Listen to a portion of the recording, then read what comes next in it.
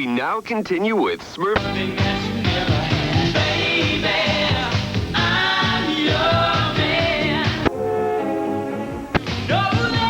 All funky colors. Shapes that swing. It's impossible. This is the Eclectic Discussion Podcast. It's another episode where did all my treasure go? Ratchet bitches, ratchet hoes, fuck them good, then let them go. This is the EDP. Thank you for downloading, streaming, and listening to the EDP. I'm Eclectic. What we're talking about, listen, I know graphically video games now far superior to the stuff that came out in the 90s, the 80s, and the 70s. Everyone knows that. But there is reason, there is something to be said. There is an argument that the games in the 80s, early 90s, but really the 80s were superior to the games you have now. They were challenging in ways that today's games can't quite replicate. Like, I'm going to break it down into, let's say, 10 ways. Let's go 10. 1. No internet, no online guides. You had to figure it out on your own. Back in the day, there's no Google, no YouTube tutorials, no walkthroughs. If you were stuck, you either had to figure it out or hope a friend knew the answer and did it. Sometimes, even when we had the gaming magazines, they would give you a hint or a partial something. But for the most part, it was a process of trial and error. That's all these games were. And you discover a secret or a hidden item, you were like, yo, you would call people and tell them about it. Like Legend of Zelda, groundbreaker. Secret passages, hidden items, open world that you just explore. And without a guide, finding stuff like the hidden rooms and the dungeons, that was an accomplishment. It wasn't, oh, just flip book, there it is, or let me watch somebody do it. No. Metroid, giant map, all kind of power-ups. You had to explore every inch of the game. No guides. Kid Icarus. Confusing layout. You were just lost. No hints. You're just like, damn, I don't know what I'm doing. But then when you did something, you felt good about it. Like the games would actually make you feel good instead of, yeah, I beat that.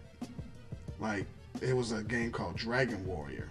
No guidance. You just had to figure out where to go and which items were essential to the journey. Like, you would get a whole bunch of shit and then get ready to fight somebody, and none of that shit that you had was helpful. You're like, damn, I gotta go back and get the hamburger or some shit, because what you decided to, it was no good.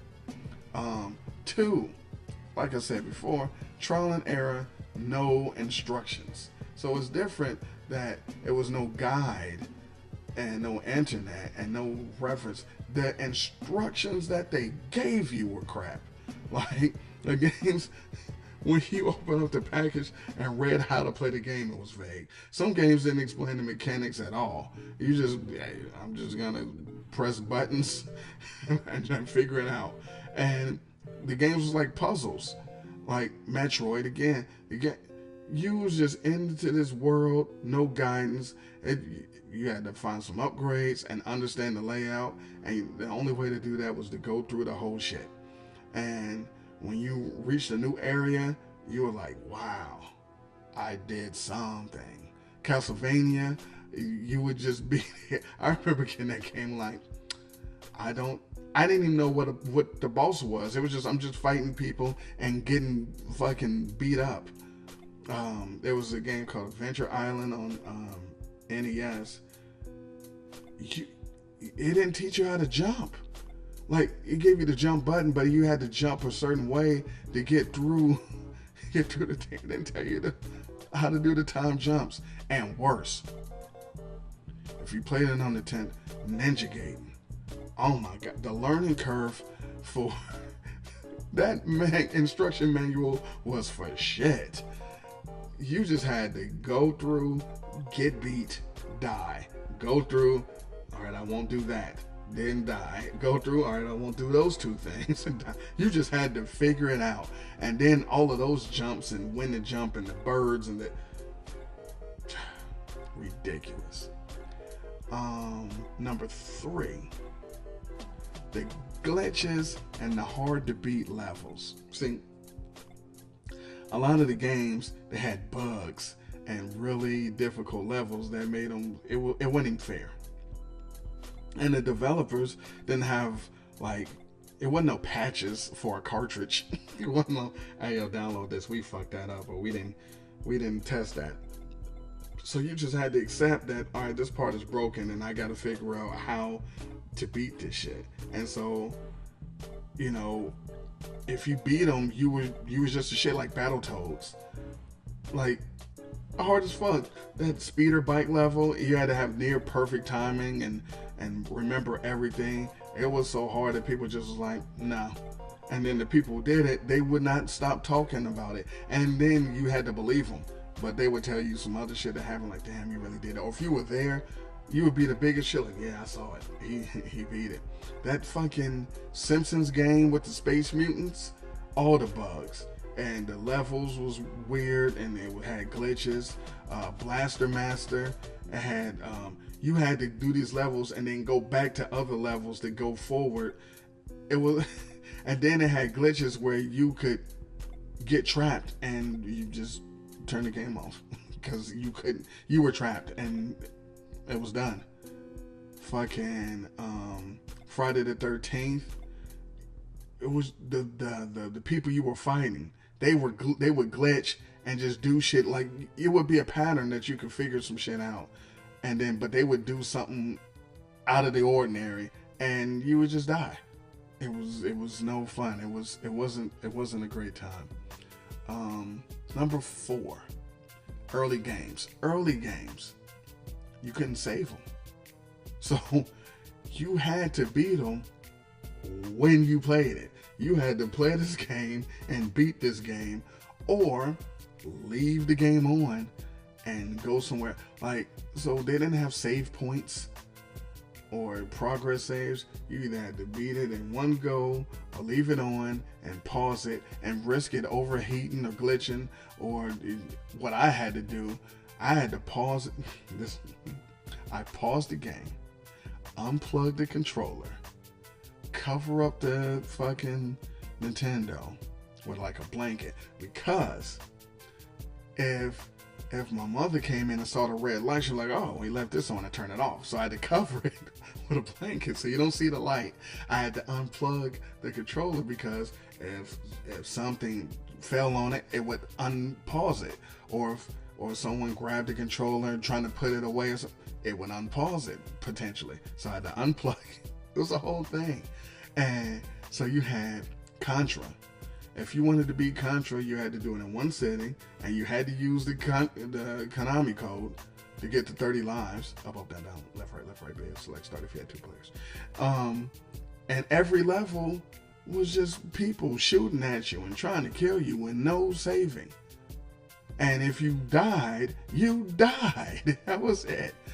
Super Mario 3, long ass levels, no save points. You had to get some power-ups and some shortcuts and different warp zones or something, because that was it. You played that game and beat it, or you stopped and came back. And when you stopped and came back, you know what that meant? You're not playing any other game. So it's like, oh, I'm playing Mario 3. I'm almost there. Hey, let's play fucking Tecmo. We can't. I can't turn this game off. I haven't beat it yet. And if I turn it off now, I have to start from the beginning. Fucking Rygar. My Rygar story is famous on this podcast. I can't tell you what episode it is. I think it was the first Nintendo episode. This is the game that I paused, took the controller out, and blanket over the thing for, I don't know, maybe a week. I go to school, I pause, go to school, come back, plug it back in, unpause it, play. For a week, at least. And it had this big ass world that clues that you didn't understand. I didn't even have the instructions manual. I didn't know anything about the game. It was just someone let me borrow, and I was like, all right, let's play. And then once I started figuring some shit out and started getting close to the end, I'm not going to talk anymore about this thing because that's the most frustrating game in the history of games. I'm going to get pissed off again. Anyway, number 5. No in-game hints, no hand-holding. See, today's games, they give you a tutorial. They give you hints. If you stand there long enough, it'll nudge you in the right way. If you look in the background, it might be an arrow that show you how to do stuff. The objectives that show you exactly what you got to do next. Like the early games, none of that. They threw you right in and it was like, figure it out. Go ahead. And the result was, the games was like mysterious. Like Castlevania 2, the Simon's Quest joint, which was not like Castlevania 1, by the way. It was, they give you clues and hidden paths, and then you would get stuck with like weird goals and just had to be like, all right, well, I'm going to do this. No, that didn't work. And then go back and do it. Do something else. That for Xanadu, that RPG, no guidance. Imagine a role-playing game and they don't tell you what you're role-playing. You just have to walk around and figure it out. Fuck, Punch-Out! Punch-Out, you only got Punch-Out because somebody else played Punch-Out. Because you had to understand the tales and the moves. There was no hints. There was nothing in the book that said, all right, when King Hippo does this, do this. It was play, get your ass beat. Wait a minute, he's always doing that. Let me try this. That's all it was. Look out for this. All right, what's that mean? Bloom, you dead. And you're not getting up. Little Mac is fucking eating the ground. Fucking Zelda 2, The Adventure of Link, and I might be the only person that you've ever heard that likes that game. I really enjoy that game. But it gave you no hints. Like when you drink the shit and turn into the fairy, it took us forever to figure out, oh, so that's how you can get around the little red soldier guys that you can't kill so you can fly above them. It was just, we would sit there and just play and die, play and die, play and die. And then say, before you just get super pissed off, you just say, well, I'm going to try this. This is stupid. Let me try. Oh. It'd be the last thing, the dumbest thing, and it will fucking work. Number 6. The difficulty levels were crazy. Like, you could put some shit on hard now, but they weren't afraid to be difficult. It was no easy mode, no checkpoints every few minutes. You had limited lives. Also, you got 3. Or if you had some shit where you can build up hearts, once those hearts was gone, it was a wrap. So if you built up shit like on Rygar, you build up 15 hearts and you get hit, you start with 3. You got to do more shit to get those other lives. You don't start with your full shit. It was like, you die, you lose all your progress and start from scratch. And like Ghosts and Goblins, you had to beat it twice to get the real ending. And you only had 2 hits per life. It was ridiculous. And then the other one where you would it was something you had 1 hit per life and you die. The Silver Surfer on Nintendo, if you made any mistake, game over. Start from the beginning. And Mega Man, of course, you had to learn the boss weaknesses and then memorize the platforming fucking sections, and 1 mistake, boom, dead, lost progress, you're done. It's fucking ridiculous. 7 multiplayer games were actual face-to-face competition and or cooperation. So multiplayer back then obviously wasn't online. I mean, sit on the couch. You sit right here with your friend, and it was a different atmosphere because you would pass the control. When you couldn't figure some shit out, you just play, die, pass the controller. Play, die, pass the controller. Take turns. Or when you're playing each other, You are playing each other. You reading the person, you reading what's going on in the game, and then you nudge them, you push them, try to get them off the game. Like Double Dragon. Double Dragon was co-op. Double Dragon 2, let's say. It was co-op. That's when you could punch and kick each other accidentally or on purpose. And so that shit would be fun. And it would make the game slightly harder because you had to have real coordination. Like, will you stop kicking me in the head? We have to beat this fucking guy. So you had that. You had Teenage Mutant Ninja Turtles 2, the arcade joint, where you could work with them and take on the enemies, but you can also be like, it was a joint called Ice Climber, and you had to go like to hit these platforms together. But if you accidentally messed up your partner's jump, yeah, he was fucked. But you had to do that shit in real life together next to somebody. And then also, you had to deal with somebody's mother asking you to take out the trash, or it's time to eat, turn the game off, or I need the TV. It was a lot of things going on back then that made the games extra hard. 8, I think I'm on 8. The arcade style like design, like I talked about it a little bit earlier, like you had 3 lives. Like, because the home game, the home shits was designed to be arcade games, which meant, 3 lives, put a quarter in, so this is all you got. So, because it forced you to get better, because you would have to start over. So you couldn't just keep playing and trying endlessly. Losing meant start over from scratch, which made the game feel more challenging. So like Ninja Gaiden again. It was brutal. Nearly impossible to beat without mastering every stage, and which meant you had to remember everything forever. This is why the kids in that era are smarter. Because we had to memorize this bullshit, know what to do, have reflexes, recall all of this stuff for multiple games. As soon as you play that game, you take it out, play it, you had to remember a whole different other shit. But you only had so many lives. Shinobi, you only had so many lives, and each fucking death, you went back. R-Type, little side-scrolling joint, limited lives, no checkpoints. Each level had to be learned inside and out. 9, when you exploited a glitch, that was skill. Like, without the ability, like I said, you couldn't patch a game. They couldn't say, hey, plug this in the back of your Genesis. Like, you had to use the glitches to your advantage. So if you found a glitch, it was like a secret weapon.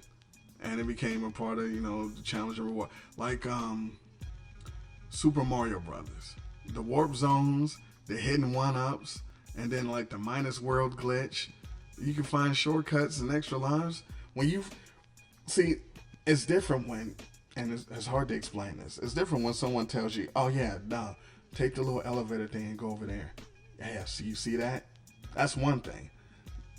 It's something totally different than you just playing around and say, I'm going to do this. Wait a minute, what the fuck is this? When you discover the shit on your own for the first time, when you're just playing around and like, well, I'm just going to hit all these blocks. And then the fucking mushroom come out, you're like, because that was the whole thing with Mario. I was like, I'm going to try to go down this pipe. No, I can't. All right, I'm going to try to go down this pipe. Oh, incredible shit. Donkey Kong. Like when you found a way to exploit the barrel patterns or use the kill screen glitch to get the high score. The fucking Zelda, when you the screen, when it was scrolling, you could bypass the obstacles when you go and then you come back and then the shit would be gone. But you only did that because you messed up once and then you went back and was like, oh, the shit ain't there. Bet. It was fucking great times. And lastly, it's skill-based gameplay. So it's not a lot of random shit. So like the retro games relied on skill, not luck. Meaning players had to learn patterns and practice time and change the approach of how to do certain shit. Like the regular games now, you got randomized events or loot. The retro games rewarded consistent effort. Like it's not like when you sat here long enough and you fucked up. Bloom, here's a bazooka. But go blast your way through that. The old games was like, nah, figure it out or turn it off. We don't care. You already bought it. We're good. Like Galaga. The shooter reflexes and he knew the patterns of the guys coming out, and every enemy the move was consistent, so you had the martial art. They're gonna come down right here, so I move over here, shoot this, go back over there. Contra, the enemies always spawned in like predictable places. You knew where they were, so you knew where they were gonna be, so the skill was to remember and knowing, all right, they're gonna be right there, clack clack clack, shoot them. And if you had the S gun, of course, I mean, come on. Then, and Punch Out like before, every boxer had a pattern. You had to remember it. It wasn't random. It wasn't like just mash the buttons and you lucked up that one time. If you don't do this, and this in this order, you're fucked. Like early video games, it was patience, experimentation, a lot of resilience, a lot of patience. And since you couldn't go look up answers or save your game, the sense of accomplishment was incredibly real. Like beating the game wasn't something that just happened easily. It was a result of long hours, days, weeks, dedicated effort. It was a testament to your skill, let's say. It was a testament to your creativity. Qualities that, was missing in today's gaming and the more accessible guided experiences. I mean, it's so bad that people are paying to watch other people play video games. Like, yeah, let me watch them play. No, you want to play and win and figure the shit out. Like, so those examples, early games, it tests your patience and your skill, and no safety nets, no conveniences, and they turned us into the people we are today. Anyway, you could totally disagree and say, who cares? Fucking Halo is killing Contra, and it is, but one is way easier than the other. Anyway, in the meantime, and in between time, I appreciate you guys listening. Peace.